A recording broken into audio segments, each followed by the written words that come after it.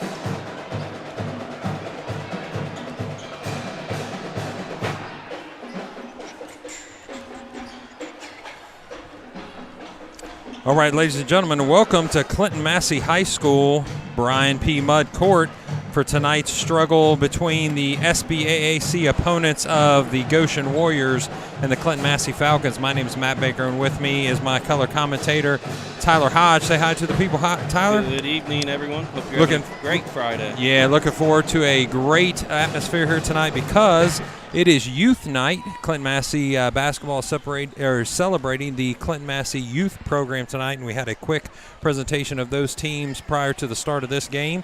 It's going to be a very exciting crowd, a big crowd tonight, especially on a Friday night. What would you rather do than sit in your home stands and cheer on the Clinton-Massie Falcons? Well, nothing better than being here on a Friday night, especially with Goshen, a league opponent tonight. Nothing better to get a W tonight.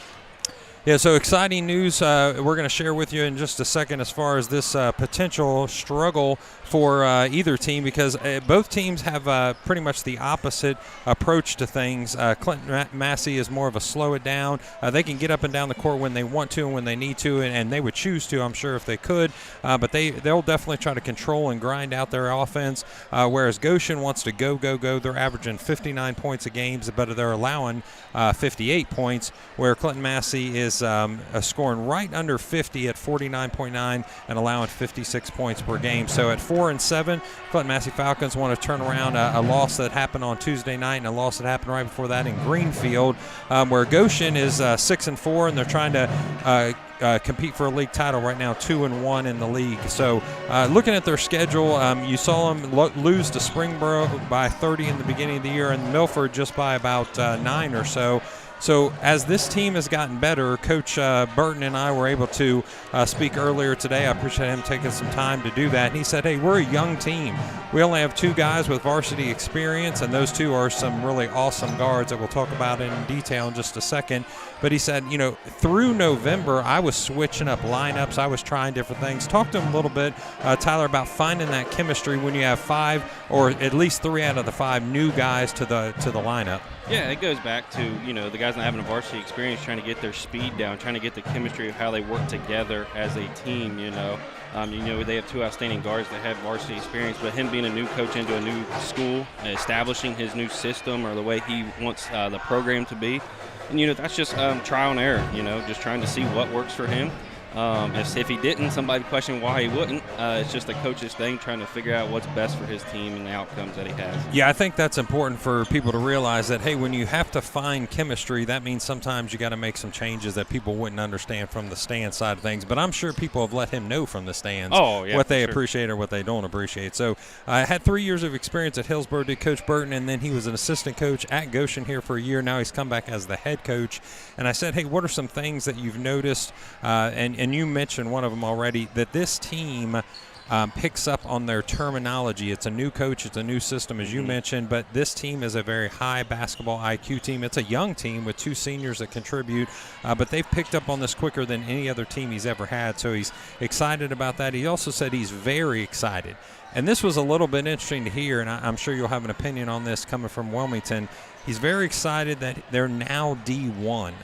So Goshen, which if you don't know, those of you that are listening that are more Clinton-Massie oriented, Goshen is in line for an absolute explosion in population.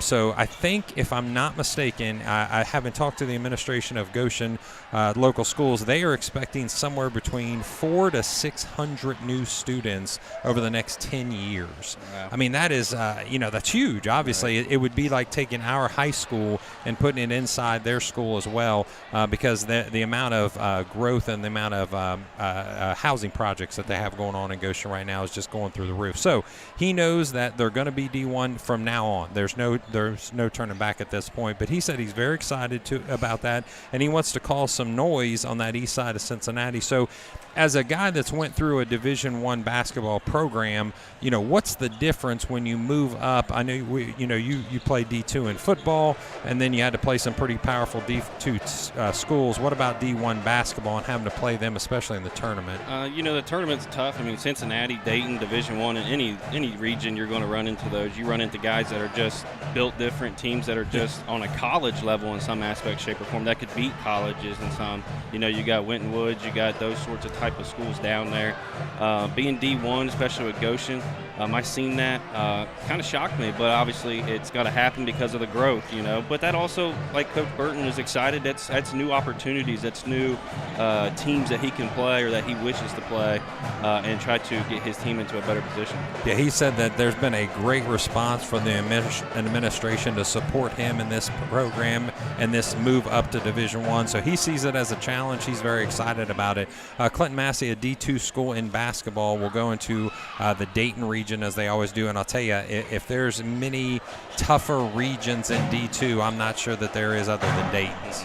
No, the Dayton region, Division I, Division II, all the way through, they just got teams that are just they're basketball schools. They just breed their kids to play basketball, and that's what they do, and they have success for it. I mean, Clinton-Massie's not in any cakewalk region at all either as well. So Thurgood, Marshall, Dayton, Dunmore come to the top of the list when you think about those teams that they'll see some point at Kettering, Fairmont. So I talked to Coach Graves as well. I'd had some time to spend with Coach Burton. I wanted to talk to Coach Graves and said, Coach, just give me the synopsis right now of where we're at. We have about 6:50 left before the start of this game. We'll take a break in just a second for the Star Spangled Banner. But I said, where are you at right now in the season as the season is about halfway over? And he said, Matt, unfortunately the wins and the losses are not where I want them to be. Obviously, I would like to have more wins. We've lost some tough games. But the thing that he appreciates the most is he feels like there's buy-in from his players. And I'll tell you this, it's a very small aspect of it, but I will say something I've noticed. There's a term that Coach Graves has used the entire year. It's control the controllables. And I will say there are kids that I hear saying that. That's communicated to each other, and I don't know that I've heard that in the past, or at least in the recent past, where there's such buy-in that's the common theme in conversations outside of the court. So how much of it is going to make a difference if people really buy into his thought philosophy? His thought philosophy, as you said on Tuesday, the Monroe coach had been there for some time. His team had grown into that phase of his way that his program. That's what Coach Graves is doing. He's trying to plant seeds for these players that eventually will grow into what he wants them to be. To hear your players listening first and understanding what you're talking about, that's a very positive thing for Coach Graves to hear, especially, here on Youth Night, you just have that enthusiasm to say, all right, I'm going to build this up through these years, and it starts with the players that he has now. And if they're bought in, it just flows right down through. Yeah, it's going to be very important, as Coach Horn from Monroe said, you need to see a team that goes all 4 years with you. It goes all 4 years in your off season, all 4 years in your program, all 4 years buying in, and see if that creates some difference there. So But I asked him, what about tonight? You're playing a Goshen team 2-1, vying for a league championship. He said, Matt, I'm going to be honest with you. They're a good team. It's going to be a challenge. They're going to get after you. They're going to press the entire game. I talked to Coach Burton, and I said, what's your defensive philosophy? He said, we're going to press you all game. We're going to push. We're going to trap when we can. We want to get up and down the court as much as possible. We don't want to set a half-court offense if we don't have to. So we're going to try to create turnovers and try to get scores and quick scores. And they get up a lot of shots. That's what Coach Gray says. They get a lot of shots up. So they need to limit the amount of shots. They maybe need to slow it down in the half court just a little bit in order to keep this game close. But he's very complimentary. He said, these are really good teams that we're facing the SBAC this year, and Goshen is no exception to that. I would say that, there are two kind of cornerstones to the Goshen team, and if you want to talk about them for just a second, it's got to be their guard play, and their guards are the two that we'll probably talk about the most is Caden Ziner and Connor Moore. So those are the two gentlemen that came back from last year having varsity experience. So as you look at the stats just a little bit, let's start with Ziner. What's some things that you notice about Ziner coming off the page for you? One thing is his points, 18.1 points per game. We face that's a huge thing, especially in high school basketball, to average 18 points. Also, another thing is he doesn't turn the ball over a lot. He's got one turnover a game. That's what it says here. He's got one turnover a game through 9 games.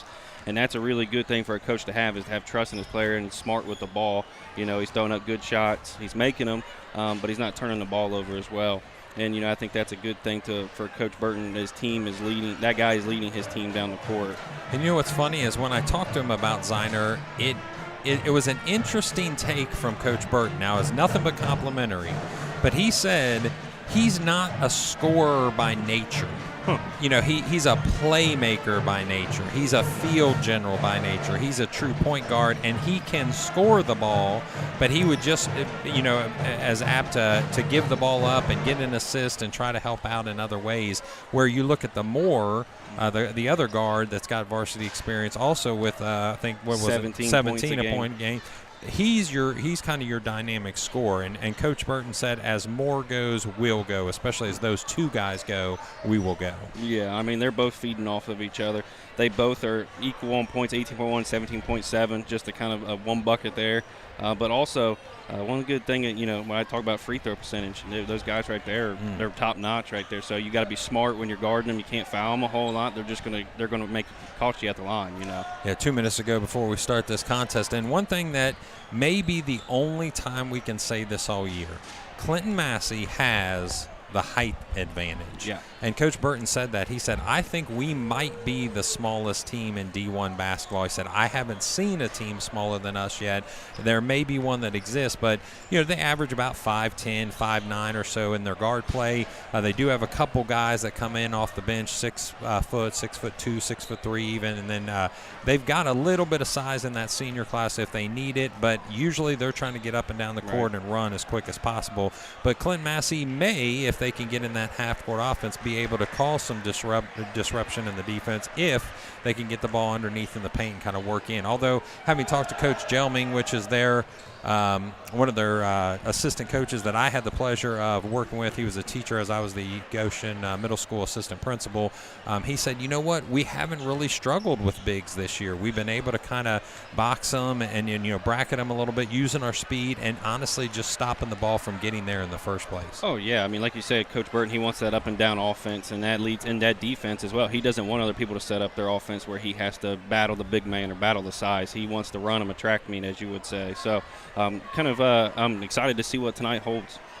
Yeah, I would say it would be a miss on Clinton-Massie's part if they try to run with them. If they try to turn it into a track meet, and although I know Coach Graves wants to get up and down some if that's the case, but he also knows that you don't want to kind of suck into that mentality of always wanting to try to play as fast as the other team. Right. We are going to take just a break for a second as we go through our Star Spangled Banner. We'll join you here in just a moment.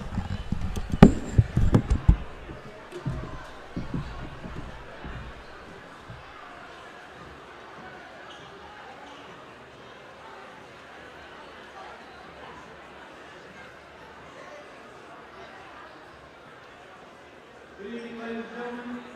On behalf of the Board of Education Administration of Clinton-Massie High School, today's contest featuring our guests, Goshen High School and your Clinton-Massie Falcons. At this time, please stand. Gentlemen, remove your hats for the playing of our national anthem.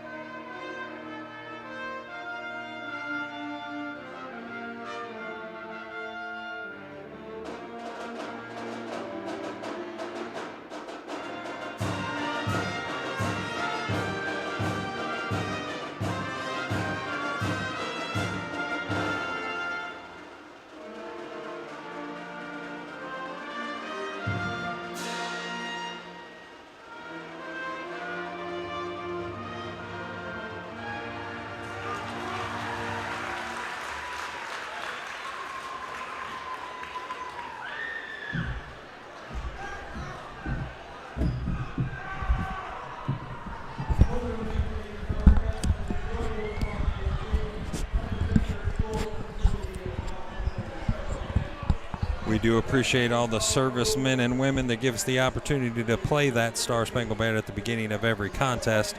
So thank you if you have served in the past or currently serving. We want to take care of just a couple things when it comes to, we'll say, some housekeeping items. First, if this is the first time you joined our broadcast, we have a couple different views for you. We're going to have a view from up top.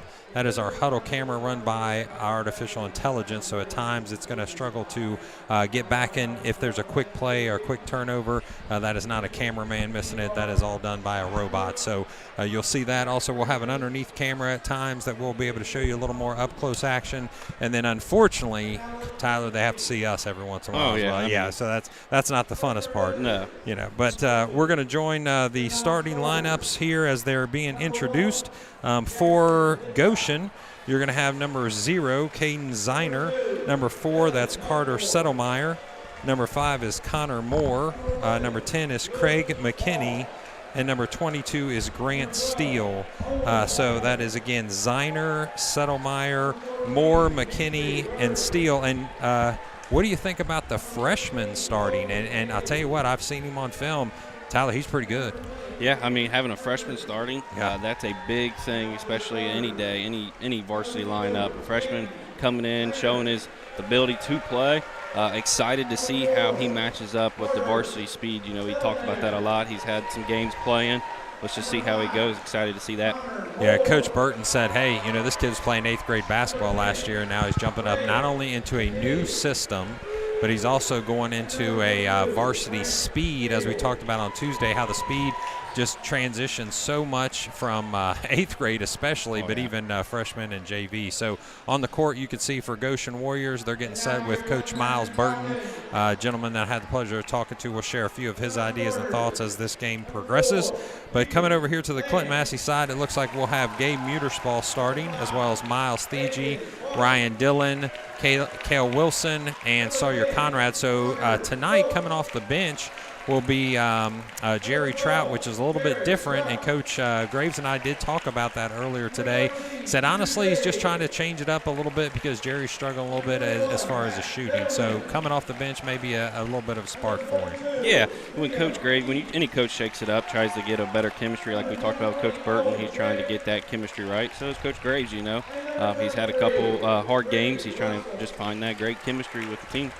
I'll be interested to see how Owen Trick plays into this mix because of his size, and he definitely showed on Tuesday, kind of pushed around a little bit some of the thinner guys in Monroe. Monroe had a little bit of height, but didn't have a ton of size, and Owen was able to kind of do what he wanted to do underneath. But because of the speed of this game, how much is he going to factor into that? It'll be a question that we'll have to answer here pretty soon. So as Clinton-Massie brings out their starting lineup, Coach Burton mentioned a couple guys specifically, and one of the guys he probably had the most compliments for was Miles Thiegy. Said, and he said, and I totally understand this, he's like, the Thiegy, or the Thiegy, I said Thiegy, he said, yeah, the Thiegy kid. I said, yeah. He is a gentleman that is just an overall athlete. He said, yeah, he causes some disruptions defensively, got good length, just very athletic. So he mentioned him specifically. He knows that Sawyer Conrad had a little bit of a coming out party last game, was definitely having a good game going, especially in the second half. And then said, anytime Jerry Trout, who last year, he used this term, I thought it was funny, Jerry Trout gave him a little PTSD last year because Jerry had not even been in a game yet, went over to Goshen and hit 6 threes. He wasn't even listed on the scouting report, and all of a sudden he comes in and hits 6 threes. So we're going to get underway here in just a second, 8-minute quarters. For those of you joining us for this contest, we appreciate you. Tell a friend, and it's going to go to Goshen right off the bat, and that's going to be Ziner leading the offense over to Moore. Back to Ziner into Settlemeyer. We're getting numbers here, making sure everybody's accounted for. We got McKinney in there, and it does look like Steele as well. So Steele almost gets the pass. It hits Wilson's hands for Clinton-Massie, goes out of bounds. It'll be underneath Goshen ball. So we'll see this fast-paced offense, but also more than likely we're going to see a full court, full press defense. So Ziner gets it out. Flips it back over to Settlemeyer. Almost goes out of bounds. They are going to call him out of bounds. He touched the out of bounds line, and he's a little surprised that didn't go his way. But now we're going to see this pressure defense that we've been hearing about for the last couple days. Yeah, for sure. Ryan Dillon's going to have number 5 on him. I believe that is more on him all night, so he's got to get comfortable with that right away. Be interesting to see what Sawyer Conrad picks up defensively. Will he be able to use his size advantage as he tries to work underneath in the paint? Thiegy goes to the left. Was unable to finish. The ball goes in and out. It's going to be tipped out of bounds by Goshen, so underneath for Clinton-Massie. The play's called by Sawyer Conrad. It'll send Dillon outside of the box. Sawyer Conrad gets it, tries to spin, and with the right hand, up and in, that's going to be a 2-point bucket for Conrad. Yeah, I mean, Clinton-Massie's got to take advantage of that height. Conrad needs to stay down there and get down to the bottom block. And I'm sure Miles Burton, nice pass. It goes off the hands of Steele. It's going to be a second turnover for Goshen. So Miles Burton, I'm sure, has talked to his has talked to his team to say, don't let this be a trap game, guys. Clinton-Massie at 4-7, you would think that they're going to be able to compete pretty nicely against them, especially with the style of ball they play, but you don't want to come in here and not give your absolute best effort from the start here. Sawyer Conrad, another shot. It's off the front of the rim. It's rebounded by Goshen. Ziner gets the ball. He's trying to drive it, gets to the middle of the lane, up and over. Wilson called for the foul. Now I'll have to see who they called on because Wilson got all ball on that one. Might be on Conrad. Yeah, they're going to call on Conrad, which I think got a little bit of the body there. Yeah. So Clinton-Massie with their first foul. It's 2-0 as your score with 6:34 left in the first quarter. And we'll see Ziner go. And you had mentioned that free throws is definitely a strength of these two young guards. Yeah, for sure. I mean, I think Ziner's over about 90% for the year. Can't ask much better than that from a high school student. I mentioned this on Tuesday. I love the confidence in any free throw shooter that just bounces twice, tosses it up there, and says, yep, I've done this so many times that it's muscle memory at this point. Now you got the trap. Gets to Sawyer Conrad. He finds an opening. Gabe Muterspaw wants to dump it off, gets it to Miles Thiegy after the deflection off of a Goshen player. Wilson spins, turns, finds a little bit of contact there in the middle of the lane, but the rebound goes to the Warriors. Yeah, I like what I see from Clinton-Massie getting up and down the court. Seems like defensively they're trying to keep the intensity up, knowing that Goshen's going to do the same thing in return. So, yeah. Ziner's up down the court. I mean, a couple dribbles, he's at the basket. He's just really quick with that Very ball. quick, yeah. Quick athlete, you can tell right away. Trapping in the corner. Gets the ball out to Steele, to Settlemeyer. Settlemeyer to Ziner. He's going to take that shot all day and nothing but net. That's going to be a 3-2 lead, or 5-2 lead, for Goshen, as Gabe Muterspaw gets the ball off of this trap, and it looks like they are going to pull the trap To the middle goes Sawyer Conrad. He gets it to Thigi. Thigi back to Muterspall. Muterspall to Dillon.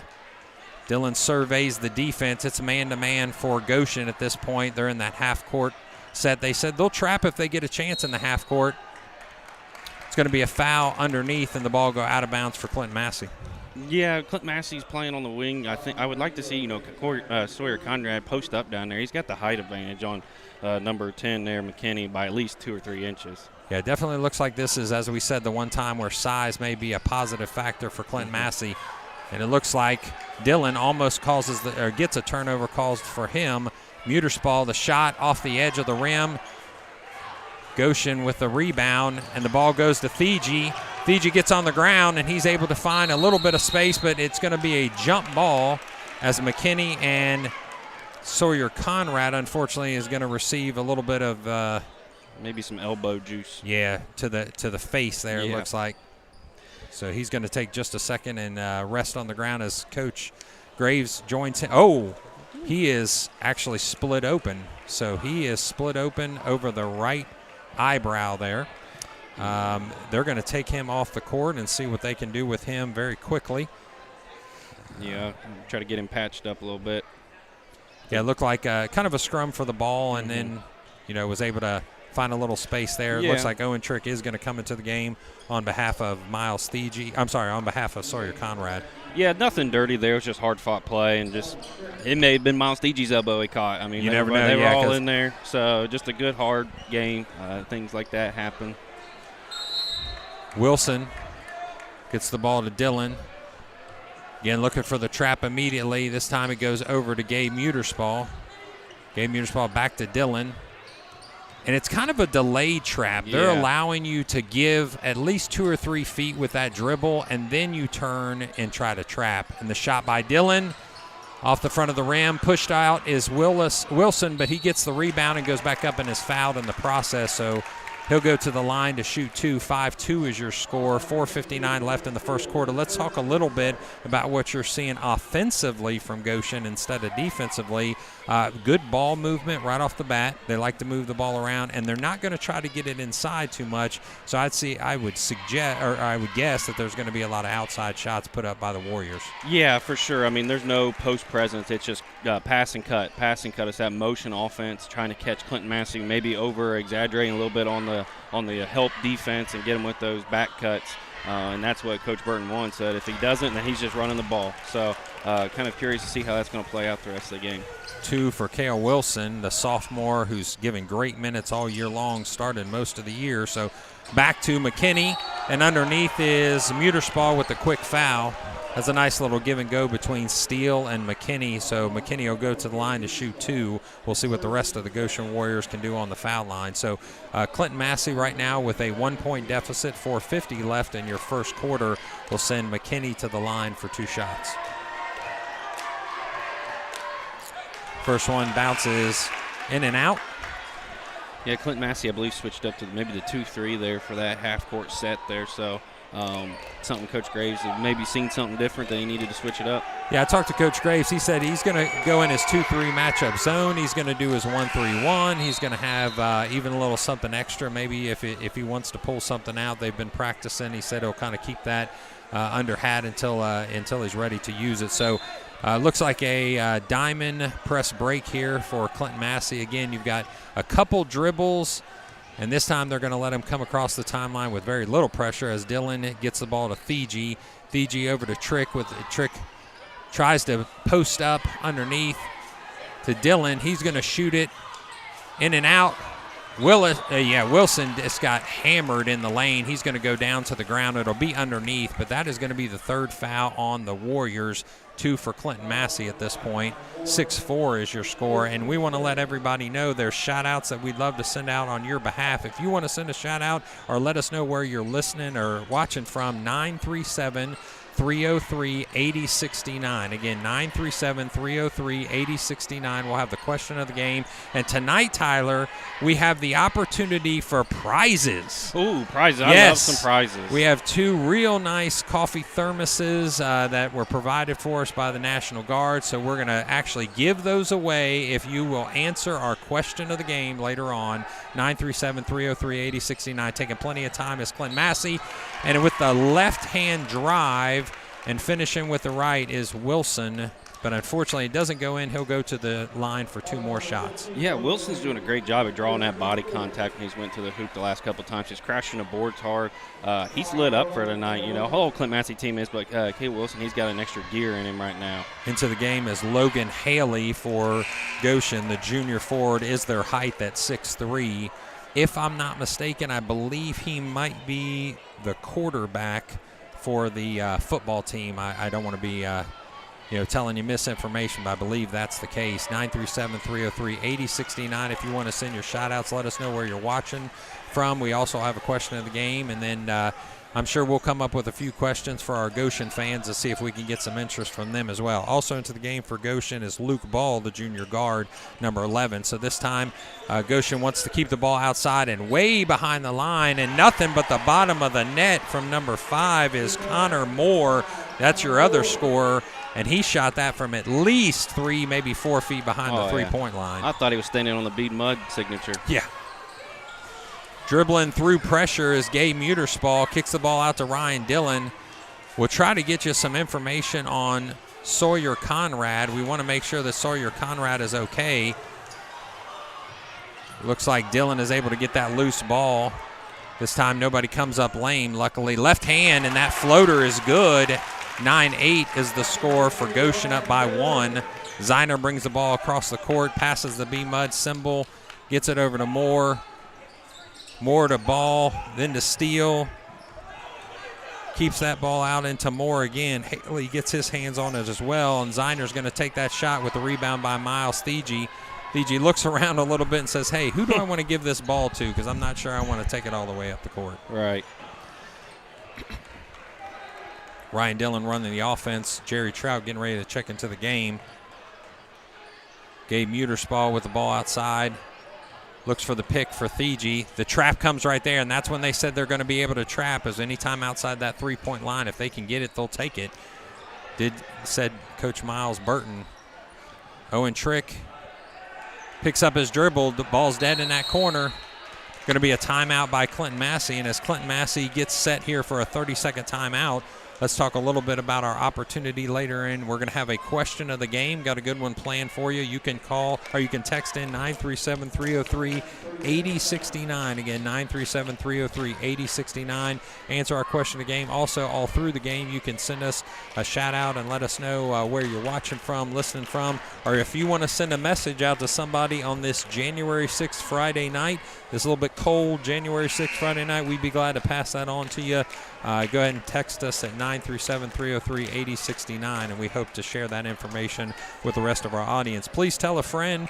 Get them on this free broadcast. We don't charge anything here at Clinton-Massie Local Schools. We just want to make sure that we're supporting high school athletes. So tell them to go to YouTube. They can search Clinton-Massie Local Schools, and this game will come up live there at the front of the feed. So Jerry Trout coming into the game for the Clinton-Massie Falcons as Dillon takes the ball out of bounds. Yeah, we go. You had mentioned that looking for that kind of overzealous defensive play, and you can see that Clinton-Massie wants to set those back screens and even make the back cuts. But I'll be honest with you, I think Goshen kind of knows that's what they want to do, and they're beating them to the punch. Yeah, I mean, like you said, Goshen's got the quickness advantage. I mean, that's a reason why they're up and down the court. They're jumping those cuts before they even happen. So Clinton-Massie's got to just read them a little bit better and try to get them on some of those. Ziner with a shot, and it goes in and out. A nice pass to Wilson. Wilson, he's going to get fouled, and he goes up and misses the two-point bucket, but he's going to go to the line for 2 shots. I believe that's his 3rd time going to the line already in the first quarter. There's 4 fouls for Goshen, just 2 for Clinton-Massie. The score is 9-8 with 1:53 left. Now, I will say this, and I'll tell you what, maybe I shouldn't jinx it with almost 2 minutes left, but 9-8 is probably not a score that Goshen has seen up on the board a lot. No, I mean, Goshen, like you said, their points for is 59, points against is 58. So, I mean, Clinton-Massie's doing great on defense. They're not giving them the shots. I mean, Goshen's hit some quick threes from Moore and Ziner. Is that how you say it, I believe? Ziner, yeah. I mean, those are their big shots. They haven't had a lot of down in the paint points, so Clinton-Massie's doing a real good job with that.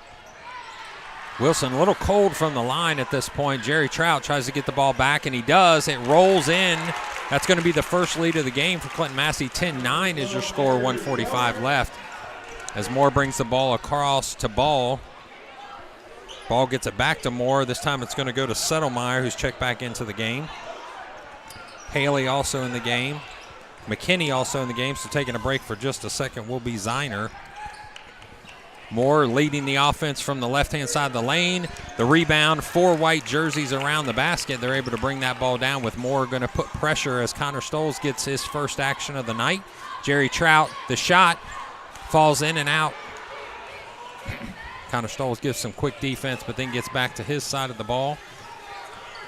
Driving Moore with a turnover. Ryan Dillon, he's going to go to the left-hand side lane with the left hand, and the ball comes out of his hand, but it's grabbed by Gabe Muterspaw. Muterspaw almost misses it, and then Jerry Trout turns it over to Settlemeyer. Settlemeyer gets the ball off the right-hand side. He's going to get it to Moore. Moore looking for an opening, gets it to Ball. Ball over to Haley. Haley with the cross-court pass, but it's going to go into the stands as Miles Thiegy and Matt Zimmerman check into the game. Yeah, that pass, maybe he thought somebody was going deep on that one. That one hit the third row of the benches out there. But Clinton-Massie, they got to capitalize off them turnovers.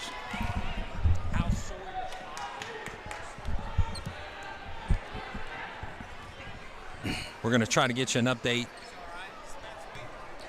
All right, we're getting Sawyer Conrad's getting worked on by our trainer, Matt Davis, right now. And the turnover from Trout goes into the hands of Moore. Moore scores on the other end quickly. Jerry will bring the ball back up as he stops with the defense of Settlemeyer on him. Turns, spins. Looks like a 5-second call, but he's able to get rid of the ball quickly. Zimmerman with the push.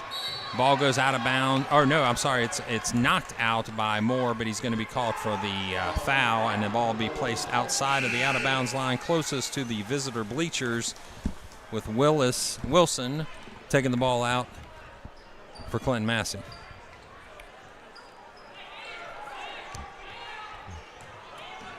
Dillon with the ball in his hands, unfortunately doesn't get the shot off with 0 seconds left on the clock. You're going to see an 11-10 score, which for Goshen, who's averaging almost 60 points a game, that might be a low quarter for them.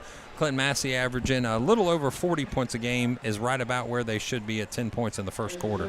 Yeah, Clinton-Massie showing up on the defensive side of the ball, defensive side of the court. You know, like I said, they've only given up a couple big shots. Clinton-Massie's rebounding the ball very well tonight. I do want to note that, you know, they're getting bodies on each other, on the teammates, and then also crashing the boards hard. You know, Miles Thiegy and Cade Wilson, they're both just coming to that backboard as hard as they can. Yeah, 937-303-8069. If you want to send a shout-out to someone, if you want to let us know where you're watching from, listening from, we'd appreciate that. We'll have a question of the game later on with giveaways this time.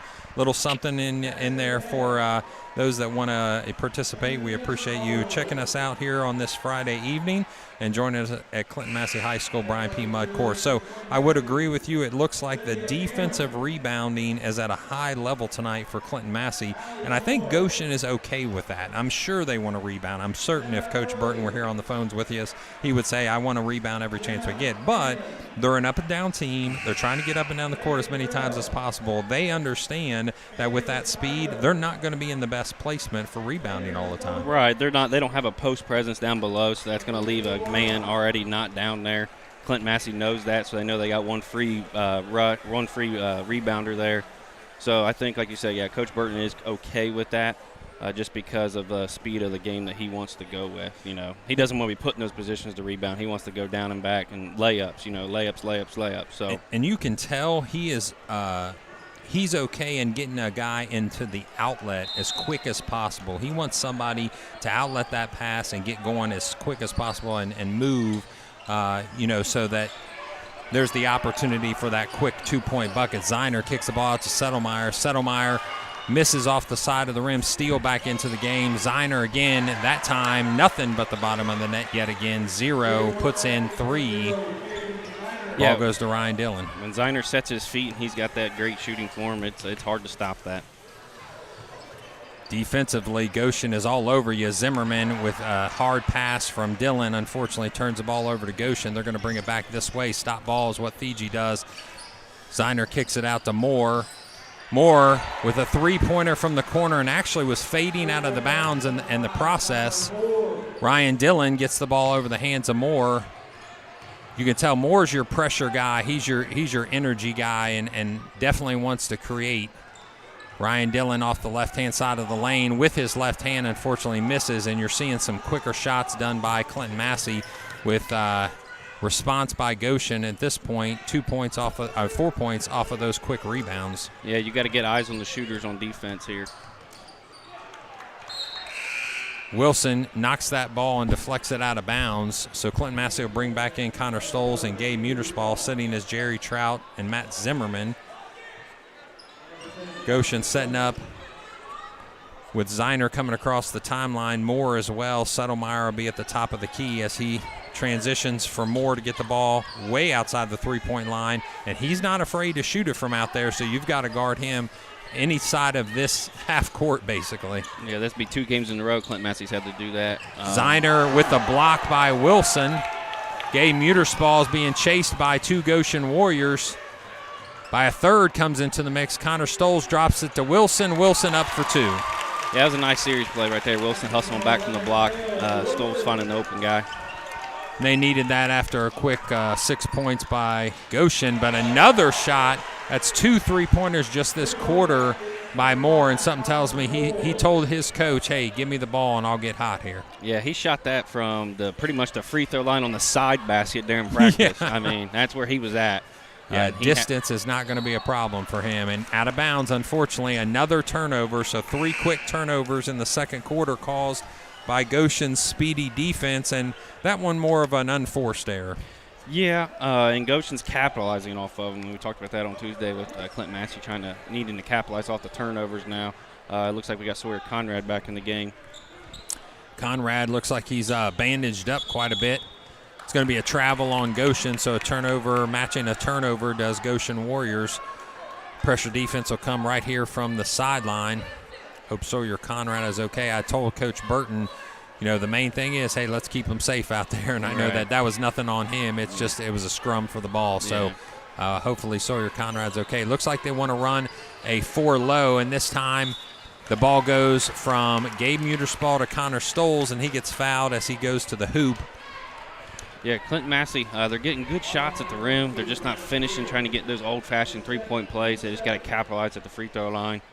This is where those free throws at the end of practice when your legs are tired come in. Absolutely. I agree 100%. If you do not have to shoot a free throw after a long run or something like that in practice, then you're wasting the time, because that's the only time you're really going to do it in a game.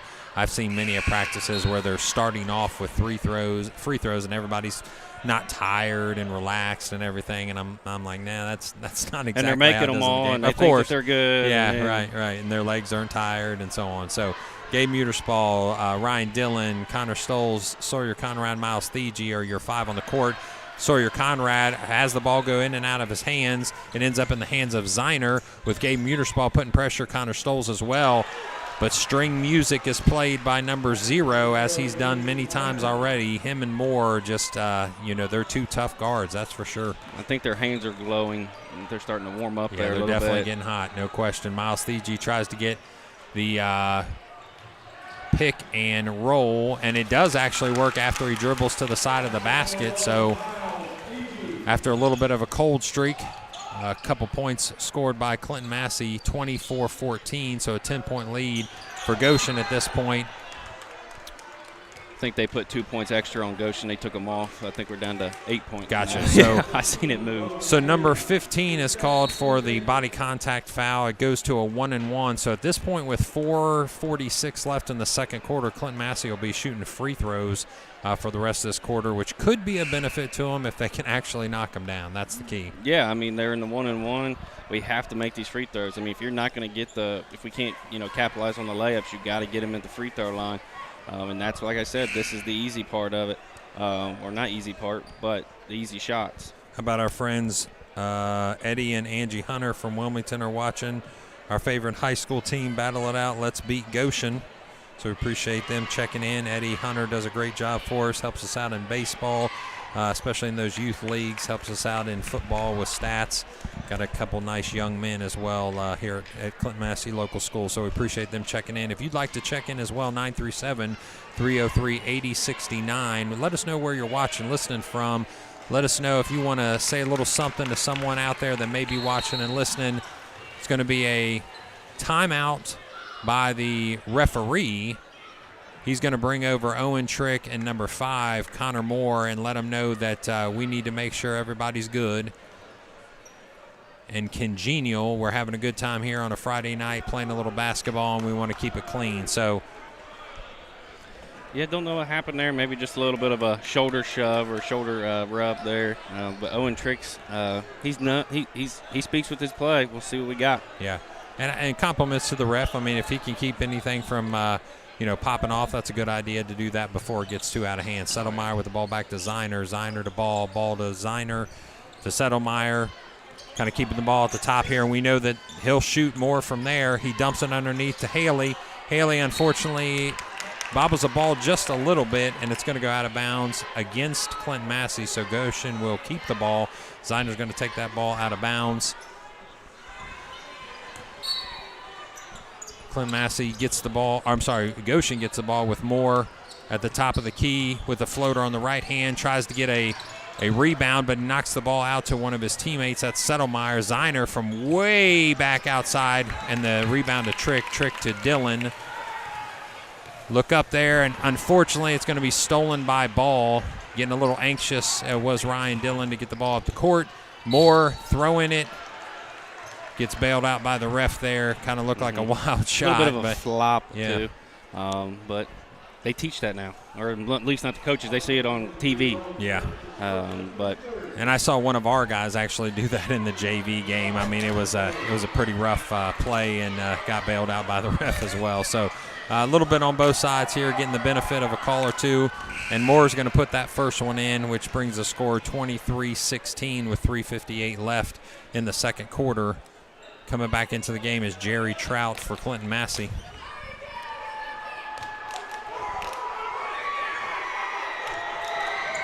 The shot is up. It's missed. Owen Trick gets the rebound.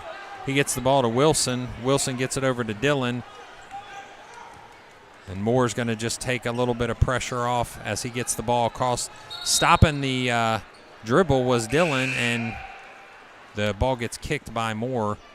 Yeah, I think Dillon may have picked a dribble up just a tad bit early. And Goshen all over him. Just got to be careful with that dribble where we're picking it up at, because they're going to trap you all day long. Yeah, it seems like we've been picking it up quite a bit and trying to, work through some passing, lanes that aren't open. So we got to keep the dribble going and then decide where to get the ball. And I think that Coach Graves, I'm sure, is letting them know that every time out. This time Trick gets it. Haley plays defense against him. He shoves him off there, gets him to Jerry Trout. Jerry Trout tries to dribble, turn in with his right hand, and he gets it to go down. Yeah, I think Jerry Trout wants to get involved in this game. I can tell just now. He's came off the bench, and he's got a spark underneath him right now. 23-18, the cross-court pass to Ball. Ball to Ziner. He's ready to drive, but he backs up just a little bit as Dillon plays defense on him. Kicks the ball out to Settlemeyer. Settlemeyer with a three. I just wonder what their three-point percentage is, because right now in the first half of this game, it's got to be pretty high. Oh, yeah, I'll only count maybe 2 out of maybe the 8 that they've shot. So that haven't gone in, right. Yeah, exactly. Oh. Looks like an on-the-floor foul against Goshen. It'll be on the sideline here 26-18 is your score after that three-pointer made. It looks like 10 points for Ziner is what they're showing on the board right now. 6 is the leading scorer, which is Wilson for Clinton-Massie.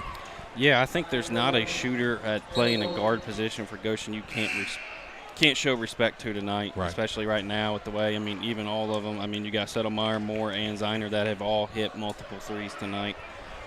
If not, they've made some good-looking shots. Yeah, it's kind of pick your poison. Ziner's a scorer. Moore's a scorer. Settlemeyer made that last 3. And that one kind of looked like the one from the other night. You know, you said he taught that arc on that one. Yeah. That one looked like it just dropped from the top down. That Fetro gentleman that had a rainbow arc, yeah. Wilson heating back up from the free throw line. He's at 8 so far this half, and he's made the last 2, making it 26-20, 2:50 left in the second quarter. Looks like kind of that matchup zone that's been talked about. Stretched out just a little bit. Owen Trick is going to be on the floor, fouled. He's going to foul Ziner. It's going to be a blocking foul, so underneath goes the ball for the Goshen Warriors. The play's called by Burton from the sideline. Looks like 4 low underneath. The shot by Ziner, a quick one. Nothing but the bottom of the net. I'm telling you, that kid is string music all night long, and now the defense comes against them. He doesn't seem to miss. No, he's got confidence in his shot. I mean, that one he was fading out of bounds too, like that, you know, that style poster shot, and he's just got confidence in it. Again, Trout picking up his dribble after just one dribble. I'm concerned about that as a habit with the defense that you've seen so far, especially the trapping defense. As you saw, it just calls a turnover there. Settlemeyer waiting outside and grabs one there.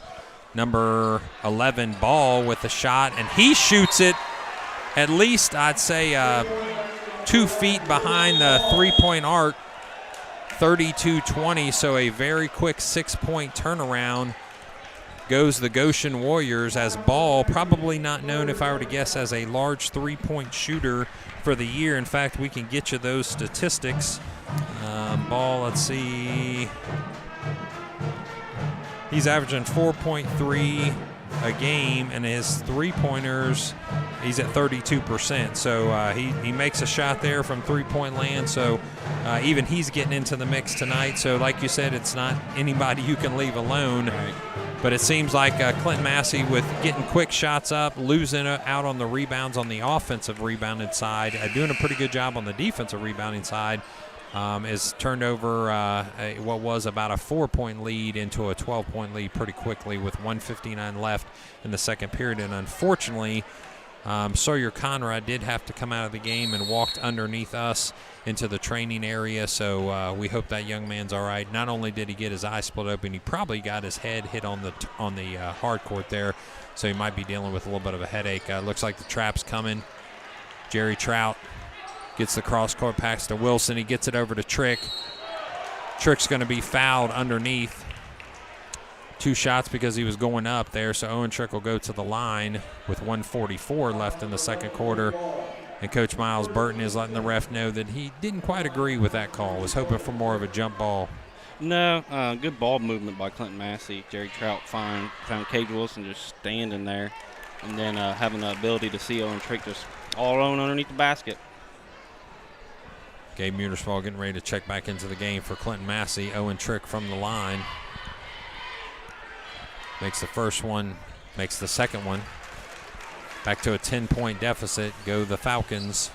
Moore back into the game for Goshen. Also into the game, getting a little bit of time, is number 12. That's Owen Widener. 2-shot foul there, goes against, I believe, Fiji.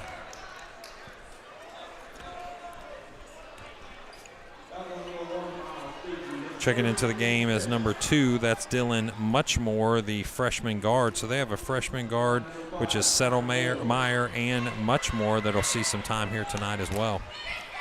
Like you said, Coach Burton's trying to establish his program, sprinkling that little varsity minutes for his freshmen, especially ones who were playing 8th grade last year. It's a huge jump from that, not even getting any practice with freshmen or JV, just straight to varsity. It's quite an accomplishment, and if you can have two people that are doing that, that bodes well for your future if you're still winning games, and right now they are with a 6-4 record. So coming into the game, like we said, is much more, and he'll come in for more. So more goes out, and much more comes in. Substitute one for the other. Yep. Wilson to Dillon. Dillon stops between the legs. He's guarded by the freshman Settlemeyer. Trick gets the ball over to Fiji. Fiji gets it to Wilson. Cross-court pass, the shot, in and out goes Trout. Widener with the rebound, and he gets the ball over to Ball. Ball gets it to Settlemeyer. So the freshman will lead the offense here for Goshen. And the steal almost by Miles Fiji using his length and speed. Settlemeyer stops, pauses for just a second, gets it to Widener. Widener gets it back out to McKinney. That's going to fall short and out of bounds. So on the rebound, looks like Clinton-Massie's going to get the ball underneath. Widener is guarding Trout out of bounds. Yeah, it looks like Coach Burton put the full court pressure on here in the last 60 seconds to try to get a couple quick turnovers. It's like Fiji to Trick. He stops and waits and puts the ball in. Again, back to a 10-point deficit goes Clinton-Massie with 34 seconds left. Very smartly, Miles Burton is letting a couple of his bigger guys rest, meaning Ziner and Moore, right before they're going to halftime. This will give them just even more time to kind of refresh and go heavy in the second half. Playing a little stall at this point. Settlemeyer with Dillon on him, putting a little extra pressure. 12 seconds left in the quarter. It looks like they're going to be willing to take just the last shot, a 30-second timeout. This time Moore and Ziner will actually go back into the game. Might know what he's trying to do here. I think even a guy that's not a big basketball IQ guy can recognize what's going to go on here. So checking back into the game, like I said, Moore and Ziner for Goshen. And as you said earlier in the pregame, I mean, and this is no slight on Goshen, height is definitely not there. Coach Burton even mentioned it. He said, we may be the smallest D1 team, especially in Southwest Ohio, and they just use speed to kind of frustrate you. I mean, they went against Milford, and if anybody hasn't seen Milford, Milford is huge and only lost by 9 points to them. And when I say huge, I'm talking across the board. They're big. So using speed is definitely what Goshen wants to do and has all year long, getting them to a 6-4 record, 2-1 in the league, and trying to vie for a championship. Clinton-Massie is going to bring their defense out against the last 9.4 seconds of the Goshen offense. Backing up is Ziner. He gets the ball. He's going to give it to Moore. Moore turns, gets it back to Ziner. This time it goes to Settlemeyer. Settlemeyer shoots, misses, ball up and in for a 2-point shot right before halftime. And just like Coach Gray's happened to him on Tuesday night, they make a shot right before halftime that extends the lead to 12.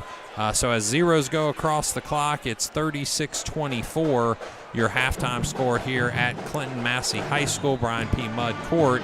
And there's a couple conversations going on as they bring out the opportunity to make a little money in the halftime, and that is a 3-point shot competition here, as you'll see that on film here in just a moment. We'll come back to you with about 5 minutes left in this halftime and talk a little bit about scores and points so far, and then we'll see what the second half looks like here. So join us back here in about 4 or 5 minutes. Thank you.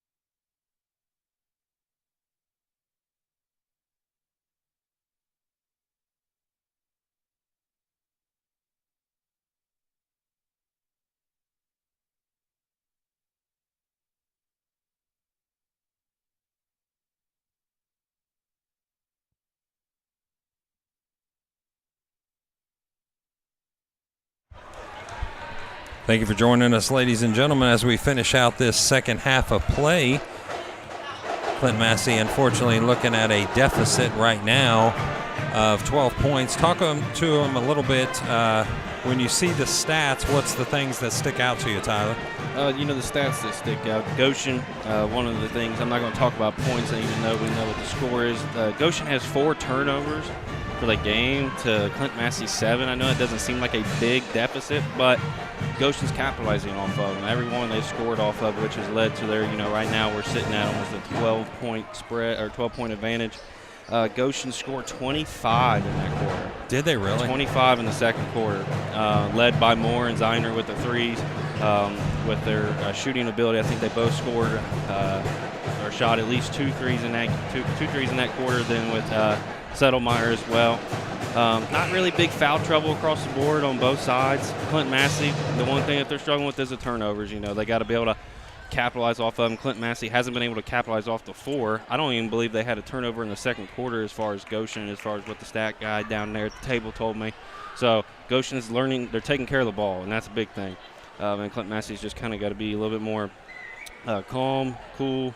One thing I want to see on the second half is Clinton-Massie communicating on those traps, those traps that are coming up behind, making sure that player knows they're coming, communicating to them and everything. So. And Goshen, I think the one time that Clinton-Massie defeated that trap in the half-court set was when they went with the cross-court pass, because what Goshen wants to do, you can see, is they want to trap you, but that's not where the turnover occurs. The turnover occurs is when they allow you to make the pass out of the trap, and then they've got somebody ready to take that little cutaway and get it from there. They've done that at least a couple times. So I did talk to their assistant coach, Jelming. Again, I had the pleasure of working with Craig at Goshen Middle School when I was the assistant principal there, and he said, coming out of that first quarter is exactly what Clinton-Massie wanted to do, 11-10, slow the ball down, had a good second quarter, but he said at that point, having 2 fouls on Moore and 2 fouls on Ziner was exactly what Clinton-Massie wanted to get in that first half.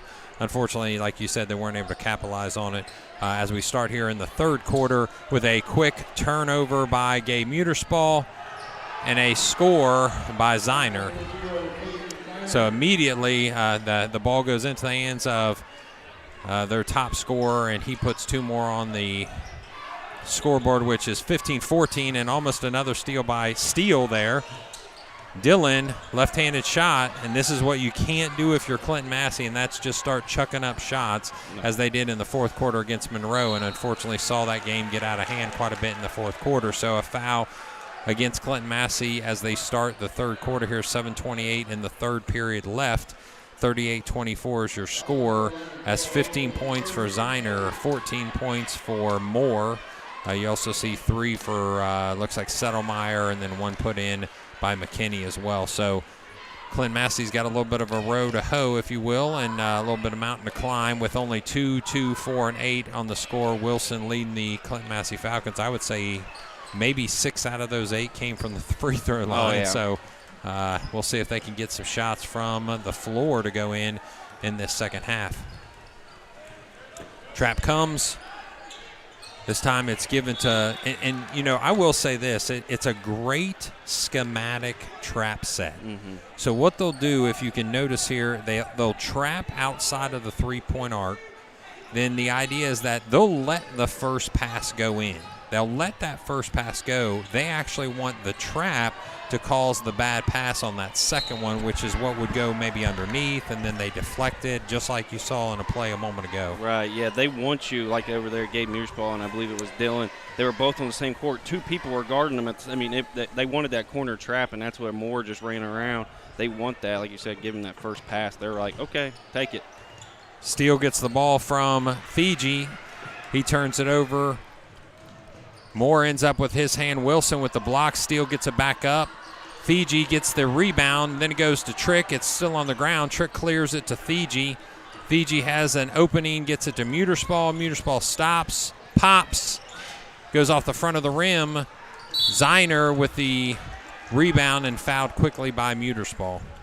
Yeah, like you said earlier, Clinton-Massie cannot get into just chucking the shots. They got to take good, clean, safe shots that they can just start to climb their way back into this game. And one thing you saw in that first half is they tried to slow it down a little bit. They tried to create a grinder offense, and you don't want to get in the point where you're just spending 3 to 7 seconds each time on the offensive side of the court, because unfortunately they'll turn you over in that process as well. So McKinney from the top of the key, is he going to make a three? Unfortunately for him, it goes out, but Moore gets the rebound to Steele underneath. Steele can't hold on to the ball, and he goes out of bounds, which causes a turnover for Goshen. Yeah, I noticed there at the last free throw exchange, Coach Burton was looking at his players, and he just kept turning his finger like, let's keep going, burn it on, let's turn it up. I think that's what he wants. He wants it to continue to go. Yeah, my guess his conversation was that he wasn't super happy with the intensity, if I were to guess, coming out the trap. Unfortunately, this is what they do right here. This is what they do. They allow you to get across that timeline, and they trap you right at the timeline, so you can't go backwards with your dribble. And I'll tell you what, again, I just have to compliment Coach Burton there, because if you've taught your guys to let them get across the timeline and in essence use the timeline as a third defender in a trap, that's just good coaching. Yeah. I mean, that's all there is to it. And for them to understand the timing of it, to not to get too anxious, don't get too, wait for that perfect time, and they have it. They're timing Clinton-Massie, then timing Ryan Dillon coming across the half-court line, and they're jumping. And that's what I'm telling you. Clinton-Massie's not communicating, at least from what I'm hearing. I'm not hearing any guys holler out. We talked about Clinton-Massie being a quiet team. This is the kind of game where they cannot be quiet. They got to talk. They got to yell. Nobody in here is going to blame them for yelling. I think Coach Graves would want that, to be able to vocalize that. But they also have to go to the ball. They're waiting on purpose to let them get across the timeline, and then this guy in the paint, and it's been Settlemeyer the last couple times, sprints up to that trap. Right. He takes away that middle pass. Yeah, and uses the timeline against you in essence. See here, you see it again. There's the trap at the timeline. Ball goes underneath. The pass off from Trick to Dillon to Wilson to Thiegy. He tries to drive in. No opening there. Tries to go behind the back pass, but unfortunately it's a turnover to Goshen. And this is where the ball's starting to get a little slippery for Clinton-Massie. Steele drives, kicks it back out. This time it's going to be a turnover on Goshen. Clinton-Massie gets it over to Gabe Muterspaw. Muterspaw up and gets fouled. So he's going to get a 2-point shot from the foul line there. 40-24 is your score. 16 points, but it feels like we're at a tipping point right now for Clinton-Massie. If they keep putting shots up and not getting it in the hole, we're going to see this game get out of hand pretty quick. Yeah, Clinton-Massie, they got the feel of like, man, we got to climb back out, so we got to throw up shots quick, and that's not always the case. They have to capitalize on their possessions, slow it down. The way you beat that zone is by keep the ball moving, and you find the open guy, you find it quick. Obviously, that's common sense, but to wear down that defense on that zone. A lot of time left, too, so Clinton-Massie misses both of the free throws. The ball goes to Moore. Moore drives to the left-hand side. Gabe Muterspaw gets the turnover. He drives on the left, shoots, and a bucket made by Muterspaw gives the spark back, hopefully, to the Falcons. 26-40, a 14-point deficit is what Clinton-Massie sees right now as they look to the scoreboard. Trout guarding Moore, passes him off to Stoles, then to Ziner off the side of the rim. Smart play by Wilson. He pushed the ball against a Goshen Warrior, and then it went out of bounds. So nice play. I'm telling you, Wilson, he's the motor guy. He's, smart IQ. Yeah. I mean, that's the one thing he brings, kind of the whole package, if you want to say, athletic, intensity, but also has that smart IQ. The trap underneath, Stoles to Dillon, left-handed shot. Is off the front of the rim, gets it out to Ziner. Ziner wants to run. Quickly, Trout gets the ball to turn over. Unfortunately, he got the ball to turn over to Dillon. Dillon tried to get it to Connor Stoles. Stoles had fallen, and it went out of bounds, so it's going to go back to Goshen. I think Ryan Dillon got momentum carrying him. He couldn't stop, but he had his dribble, and Stoltz, I think, got caught up underneath Moore's feet there a little bit. If you want to send a shout-out, let us know where you're watching and listening from. 937-303-8069. The charge call on Moore. Charge call on Moore against Moore goes because Connor Stoles took that charge. And if you're a basketball coach, is there any other feeling than one of your players, any better feeling than one of your players takes a charge? No, it's a momentum boost. You know, we talked about it a few weeks ago about what it's compared to like in football. You know, a blocked punt, a blocked field goal. Taking a charge is a rare thing that you see now, but coaches who coach those fundamentals down, they want their guys to take charges. Clinton-Massie brings Keegan Lamb into the game. Maybe trying to get a little spark defensively from Keegan Lamb. He'll give you everything you got as far as energy. Picking up his dribbles, Ryan Dillon again. Keegan Lamb is able to get that ball outside. Connor Stoles looking to set the pick. He kicks it back out to Jerry Trout. Jerry Trout takes the lane this time off the right-hand side, but nobody's there to block him out, so he's able to put the ball in. 40-28 is your score, and trying to claw back is Clinton-Massie. Yeah, I think Coach Graves went with a little quicker lineup. You see here a little bit of a smaller but also fast lineup to try to match Goshen's speed. 1-3-1 is the setup on defense, and a bucket made by Moore. Not only is he a good defensive player, but he is a scoring threat anytime the ball is in his hands at any point in his side of the court.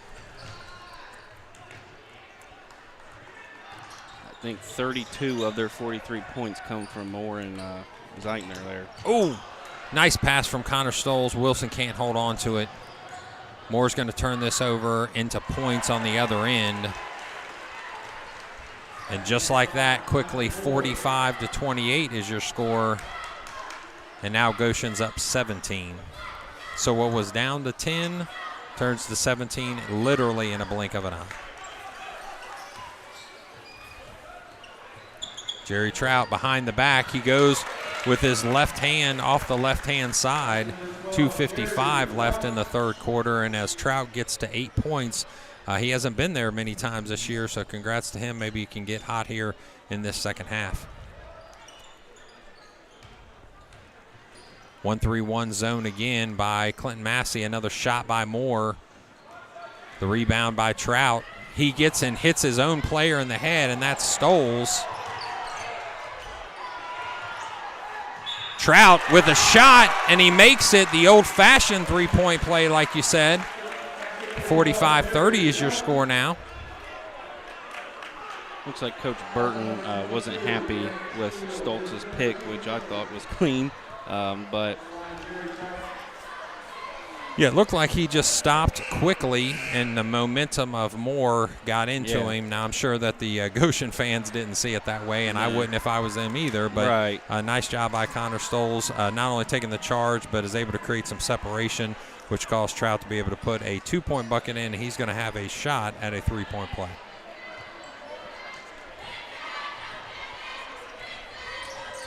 And that's good. What was 17 all of a sudden becomes 12. Yeah, Clinton-Massie's calling the way back in. Jerry Trout is heating up. Let's hope he stays on this hot streak that he has here. Like you said, he hasn't been there many times. And the answer by Goshen.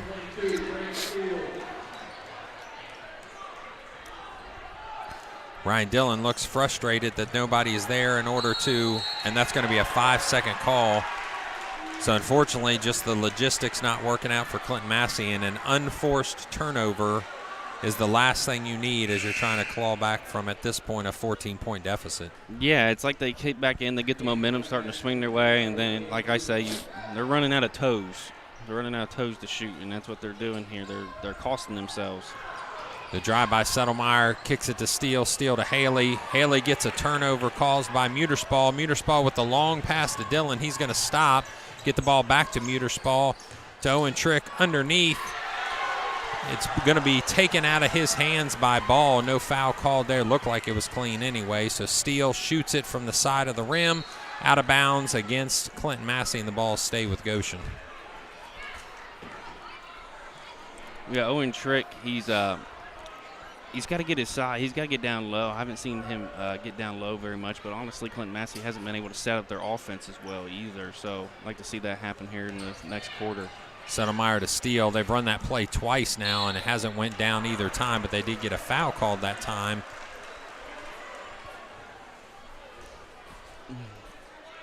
and that's going to be against Trick. I think that's his third right now. I think that he picked up number 3 there.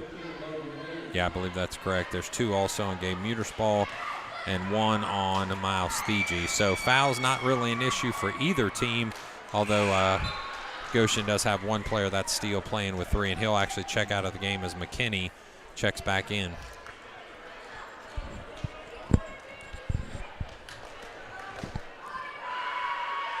Haley, the shot, it's good. 48-33, a 15-point lead for Clinton-Massie as Trout kind of surveys the field here. Picks up his dribble, gets it to Muterspaw, to Thiegy. Thiegy, not known as your offensive threat, tries to get the ball in the hands of Trout. Trout getting pushed just a little bit. Owen Trick. There's going to be a foul called against Ball, coming from behind, trying to force the ball out. A push foul from number 11. That will be his second. Yeah, like you said when we talked about Coach Burton, he has his players. They're very high intelligent players. They know exactly when they turn their back, they're going after it. Settlemeyer with good defense in the full court after this inbounds play, and Dillon loses his handle for just a second. Haley using his body to try to push Trout out of the way, and unfortunately for him, he's going to have a foul called on him, which will give him a 3rd foul. So as quick as I said that fouls weren't an issue, all of a sudden a couple go against Goshen quickly. Yeah, they're trying to be aggressive, and I think, what was that, Haley there? He knew it. You could tell just by the way he was playing defense, it overextended himself. And there's a couple guys that they can bring in pretty readily if they need to, so they're going to play intense the whole time. A nice shot by Gabe Muterspaw, 48-36. And I will say I saw Gabe coming in here the other day. I was in here to look at some new designs for the gym floor, which hopefully will be done this summer, paid for by a local sponsor, luckily. We have him out there with the shooting gun, just taking shot after shot after shot. I know these kids put the time in. It just, unfortunately, during the game, some of these things aren't coming through. That time isn't paying off as much as they'd hoped. The shot by Ziner. The rebound by Trick. Muterspaw to Dillon. Dillon uses Trick's body to kind of guard him, then to Trout. Trout wants to drive. The floater, he gets his own rebound, but it goes out of his hands to Ball. Ball to Settlemeyer and then to Ziner. Yeah, but back to that, Coach Graves has got to be happy with his players coming here and putting the work in without him even being here, requiring them to be here. Yeah, and like you said earlier in the broadcast, maybe that 4th summer of coming through his program will be a benefit for them. Because he is kind of young, although you got Trick and Muterspaw and Zimmerman are seniors. Unfortunately, or not unfortunately for him, that he has a lot of youth with juniors and sophomores that should be back over the next couple of years. So the 3rd quarter ends much like the 2nd quarter ended, down by 12 with 8 minutes now set back on for the 4th quarter. So you have 8 minutes if you're Clinton-Massie to start turning this thing around, or unfortunately it may get out of hand if you're going to have to start fouling there at the end. Yeah, we've got to get some stops. We got to capitalize off their turnovers. I think Coach Burton right now, maybe he slows it down a little bit and says, hey, let's work them. Let's get the ball movement. Let's get an open shot, Or he may just say, once that ball hits the net, get out and go. Yeah, put the pedal down. So yeah. Coach Burton and I got to talk earlier. He did want me to mention that he coaches from a stool in his timeout, and that's something that he takes a lot of heat from his assistant coaches for. So he wanted me to point out there that he likes his stool. He believes in the power of the stool. Hey, he's the head coach for a reason, as they say. If his assistant coaches give him a little bit of heat and say, hey, guess what? I do what I want when I want. And that's right. I get the big check. Yeah, exactly. Yeah. My name's on, I take the heat from anybody else, so I think I deserve a little bit of a stool, yeah. Yeah. 937-303-8069. We've got a question of the game, and this time you can actually register by sending in a text for one of these nice National Guard coffee thermoses.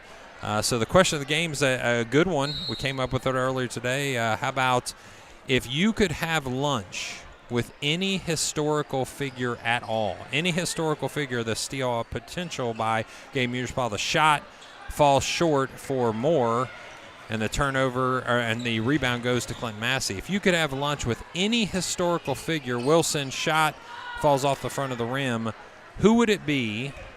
And I'm interested in where would you take them? So 937-303-8069. Would you want to have lunch with Abraham Lincoln? Maybe, nice run there by Ziner, and puts it up with his right hand on the left-hand side.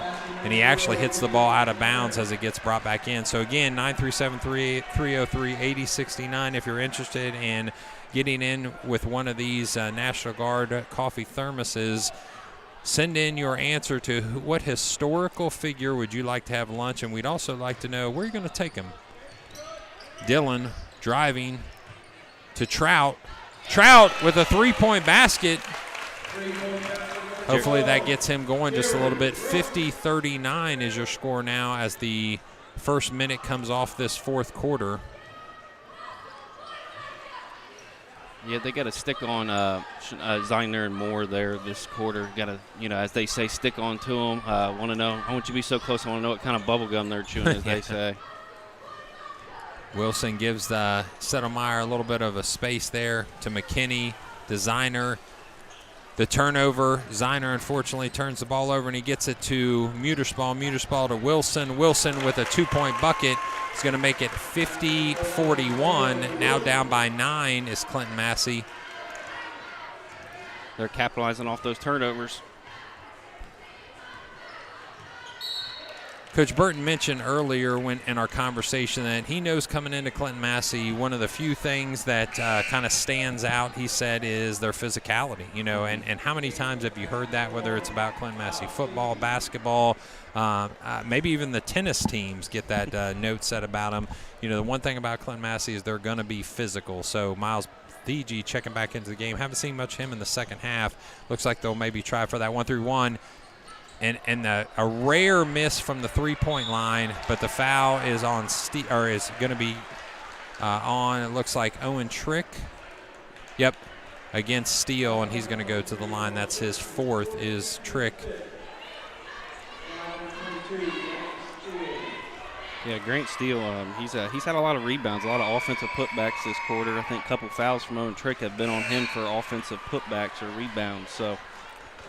He's not very, I think he averages, 6'2", so he's one of the tallest, if not the tallest on the team. Yeah, him and Haley are their only height, so Trick is going to take a seat. Stoles goes back into the game. I did talk to Sawyer Conrad at the break, and unfortunately it looks like he is going to not be able to get back into the game because his eye is actually a cut on his eyelid. And he said, he tried to go back in the game and everything just kind of looked blurry and was kind of, shaky. And he said it wasn't a good fit. So we won't see him the rest of the game, unfortunately. And at this point, Clinton-Massie down by 10 has got to go with what's on the court. And that's a three-point shot made by Ziner. I believe they've ran that out of bounds play probably 99.9% of the time tonight. And that time it goes for Paydirt. Dillon stops, drops it into Thigi, but his hands just can't bring the ball in. It goes into Settlemeyer, the freshman guard, back out to Moore. And if I know Miles Burton, he's probably telling them, hey, taking a few extra seconds here, you're up by 13 at this point, is a good idea on the offensive side. Yeah, like we said earlier, he wants to keep the gas down, but he also wants to burn some of that time up. Wilson up in the air, unfortunately all for naught, and the ball is going to end up in Thigi's hand on the rebound. He drives, and with Moore behind him, he throws a hard pass to Jerry Trout. The miss, Thigi gets the rebound, but the foul is going to be against Ziner. Good hustle there, Miles Thigi. Like you said, we didn't see much of him in the third quarter. Maybe Coach Graves had a trick up his sleeve to save him for this fourth quarter because he's a momentum guy as well. He's your defensive guy who I noticed, he's in the top 5 in the league in steals. It's because of his athleticism, his speed, and just his IQ of where the pass is going to go. Great football player as well. Jerry Trout with a shot. And as possession stays in the hands of Clinton-Massie after that made three-point attempt, Coach Graves calls a quick timeout. So again, 937-303-8069. We're going to get some responses. Here we go. In honor of this is actually what kind of prompted us to have this conversation. Martin Luther King Jr. Day is just around the corner, and that's the first one that comes in. How about Martin Luther King Jr. and I take him to Olive Garden? Huh. That's interesting. Yeah. Is it because you could have all the breadsticks and salad that you As want? long as you're going to be there talking, you pay one price and That's get right. a limited amount of food. I'd say you'd be there for a while talking to him. Okay, how about this one? How about Thomas Jefferson? And I'm going to take him to Skyline. Just so he knows what's best here in Cincinnati. I like it. Yeah. I like it. Thomas Jefferson's not one you hear a whole lot about, but that's an interesting pick. How about, I'm not shocked at this. You get this usually every time this question comes. How about Jesus? Yeah, you get that one. Jesus was coming. Yeah. But they're going to Long John Silver's. Hopefully he can help you out after you eat it, because that stuff's a little rough on you. So I guess it's the fish mentality. Yeah. Right. Well, actually, you could probably get just one meal. And he just keeps Jesus is going to turn it into, you could bring in a whole group at that I point. just need one piece, please. One piece. Yeah. One piece of fish. So Clinton-Massie back on the defensive side here, down by 10, 4:51. We'll get a few more historical lunches here in just a second. We appreciate you sending those in. 937-303-8069. Ziner, here's a shock. Ziner made a nothing but net shot from behind the three-point line. Yeah. I mean, isn't that a surprise? It's like once Massey gets some heartbeat back in him, Ziner and Moore, they just decide to take the nail and just dig it Shove even it deeper. in. Yeah, agreed. Stoles, nice put in. The assist from Muterspaw. 57-46, so about what they're averaging for the year is Goshen. They're usually at 59. They still have 4 minutes left to get some more points, but they'll be probably about where you would expect them to be. Clinton-Massie scoring 49 a game. They should be also about where you think. So, I mean, both the averages are playing out here. Now it's just, can Clinton-Massie cause some turnovers in order to get some extra possessions? Because right now they are down by 11 points. Yeah, you can't let them get the free shot off, and it's hard to say that their free shot's a three-pointer, but unfortunately it is. Ziner gets fouled by Wilson as he goes in, and it's going to send him to the line. That's probably the last guy you want to send to the line. As you said, 90% free throw shooter for the Goshen Warriors. Yeah, and just by the way he's shooting tonight, I mean, his three-point percentage is probably above 75. I don't think he's missed many more than that. Yeah, it's been a good game for him, offensively especially. He's actually going to make that first one, making your score 58-46. Again, 937-303-8069. If you would like to tell us who would you go to lunch with, what historical figure, and just because we're interested, where would you take them? I've had some good responses. Got a few more to get through here in just a second. 937-303-8069, and Steele gets that ball out of bounds. How about, I'm going to talk to Mark Twain, and for those of you in the Wilmington area, we're going to go to Sam's Meats. And everybody knows my affinity for Sam's Meats bacon, which I had some of that last night. Yep. Had some Sam's Meat bacon last night on my Sam's Meat hamburgers. So if you haven't been to Sam's Meat to get some Sam's Meat bacon, I would highly suggest doing that early tomorrow morning so you can go back home and fix you a nice breakfast. Mark Twain's definitely an interesting one. You don't hear that many around. Yeah, that's one you don't hear too much. Definitely a very good person of influence, but just a different. Not many people would pick that one. So 937-303-8069.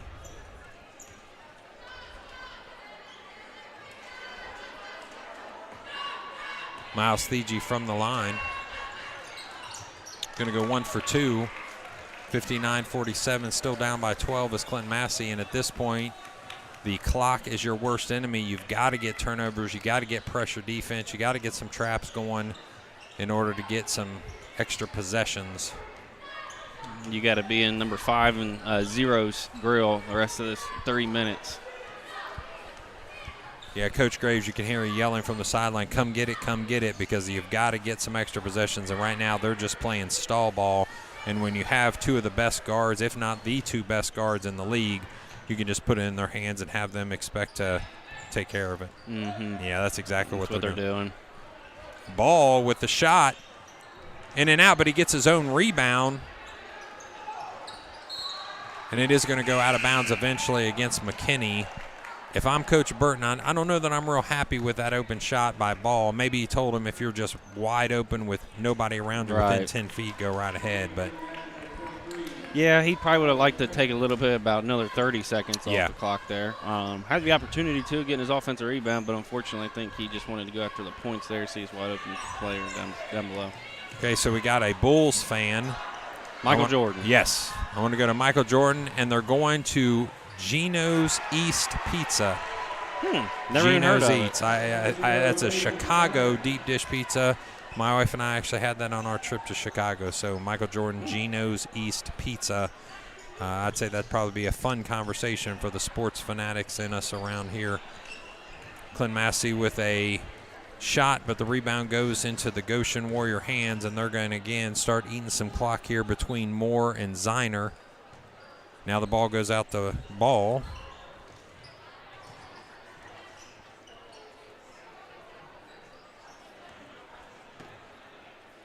Ball's in the hand of Moore. Moore drives. He stops off the right-hand side of the glass. Kind of a wild shot thrown up. Goes to Wilson. Wilson drives the ball. Gets it to Trout. Trout with a quick shot. Tip. It's, partially deflected. Ball's going to go out of bounds.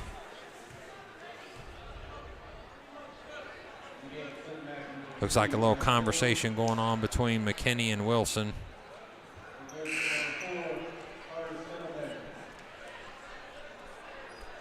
Looks like Coach Graves here getting some players some time here. Yeah, Brady Russell comes into the game. Owen Trick back into the game, coming out as Muterspall and Wilson.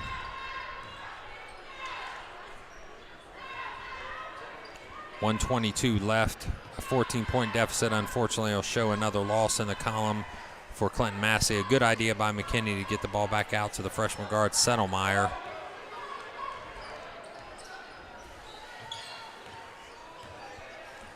Yeah, they're just going to buy time now. I think Coach Graves has come to the realization, just let him play.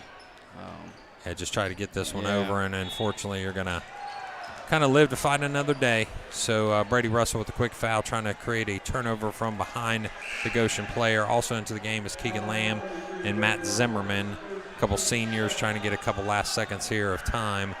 So we do need you to pick a number here, Tyler, so we can get one of these thermoses to some of the people that have sent in. Okay. So 1, 2, 3, 4, 5, 6, 7. How about let's pick a number 1 through 7, and we will send a message to let them know that they've won. All righty.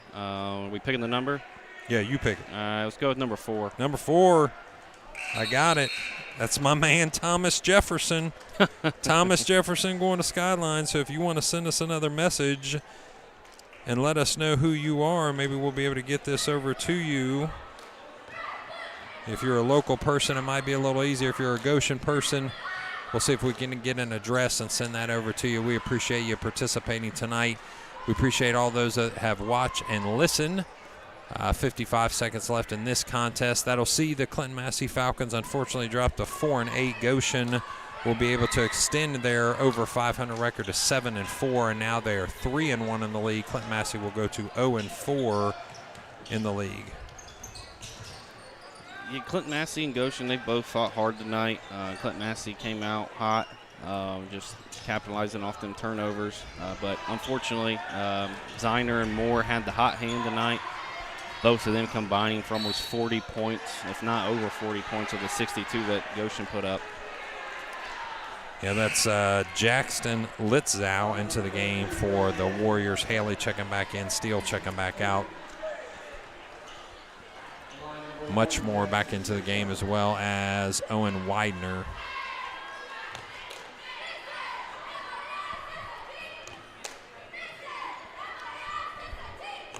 So Clinton-Massie will take some time and reflect over the weekend.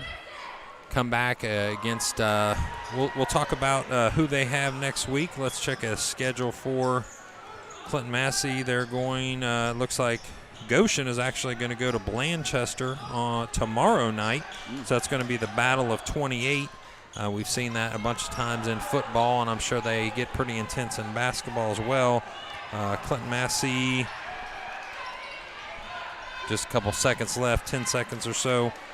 Clinton-Massie will actually, don't have them listed right now, so we'll figure out who they're playing here in the near future and hopefully be back on these airways for another broadcast. So we appreciate those that were able to join us for tonight's contest. Unfortunately, Clinton-Massie goes down 62-47. Again, we appreciate those that are able to join in and send in your shout-outs and the information that we asked for. We want to congratulate Shane. Shane's going to have one of those thermoses sent to him. We appreciate him checking in and all the rest of them as well. Batavia is who Clinton-Massie Batavia, that's right. Yeah, Batavia, who is struggling just a little bit in their play this year after losing 9 seniors.